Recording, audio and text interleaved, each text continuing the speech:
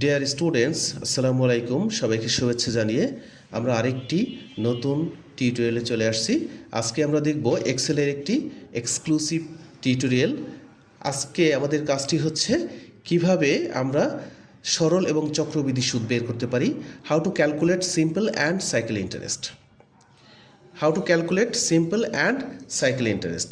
তাহলে আমাদের এই সিম্পল অ্যান্ড সাইকেল ইন্টারেস্টটা বের করার জন্য প্রথমে আমরা ইনভেস্ট লোন কত টাকা সেটা আমরা দিয়েছি, যে কোম্পানি কত টাকা ইনভেস্ট করবে বা একজন গ্রাহক কত টাকা লোন নেবে, 50,000 টাকা।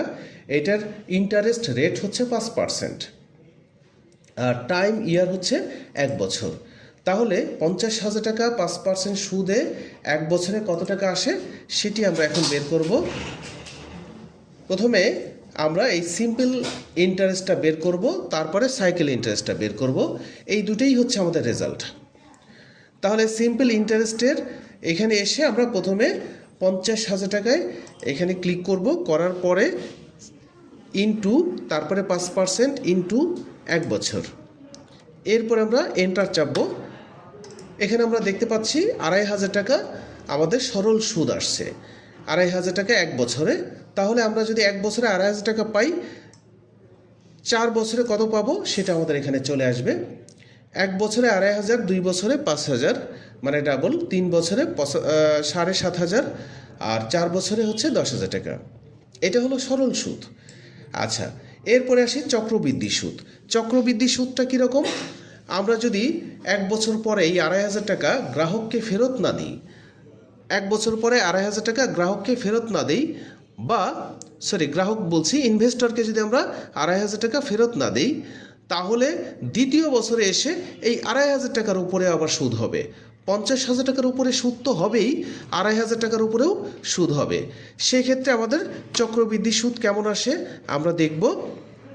প্রথমে 50,000 টাকা ইন্টু, তারপরে ফার্স্ট ব্র্যাকেট, তারপর 1 চাপবো, তারপরে প্লাস, এখন এই 5% ইন্টারেস্ট রেট, এটার উপরে ক্লিক করব। করার পরে ফার্স্ট ব্র্যাকেট ক্লোজ। এরপরে চক্রবৃদ্ধি সুদের জন্য আমাদের শিফট ধরে 6-এর উপরে ক্লিক করতে হবে। 6-এর উপরে ক্লিক করে এখানে আমাদের বছর কয় বছর সেটা দিতে হবে। দেওয়ার পরে এন্টার চাপবো। এন্টার চাপলে আমাদের এখানে আসে 52,500 টাকা। তার মানে 50,000 টাকার সরল সুদ ছিল 2,500 টাকা। তো যেহেতু 1 বছর শেষ হয়নি, সেহেতু এখানে চক্রবৃদ্ধি সুদও একই আসবে, মানে এখানে চক্রবৃদ্ধি সুদ আসে নাই। যখন আমাদের 1 বছর ওভার হবে, ক্রস করবে, তখনই আমরা চক্রবৃদ্ধি সুদ পাবো। তো দ্বিতীয় বছরে সরল সুদ পেয়েছিলাম 5,000 টাকা, 5,500 টাকা, কিন্তু চক্রবৃদ্ধি সুদ এখানে কাউন্ট হবে। তার মানে দ্বিতীয় বছরে আমরা হিসাবে 55,000 টাকা পাওয়ার কথা ছিল, কিন্তু চক্রবৃদ্ধি সুদের কারণে আমরা আরও 125 টাকা বেশি পাচ্ছি। কিসের উপরে বেশি পাচ্ছি? এই 2,500 টাকা। আগের বছরে এই 2,500 টাকা ইনভেস্টরকে ফেরত দেওয়া হয়নি, যার কারণে এই 50,000 টাকার উপরে তো 5,000 টাকা সুদ আসবেই, পাশাপাশি 2,500 টাকার উপরে আবার সুদ আসবে। তার মানে এই 2,500 টাকা এখন এই মূলধনের সাথে যুক্ত হয়ে যাচ্ছে। তো 2,500 টাকার উপরে 125 টাকা সুদ আসছে। ঠিক একইভাবে তৃতীয় বছরে আসবে 57,881 টাকা 25 পয়সা। তার মানে হিসাবে আসার কথা ছিল 57,500 টাকা, কিন্তু এক্সট্রা আরও 381 টাকা 25 পয়সা আসছে।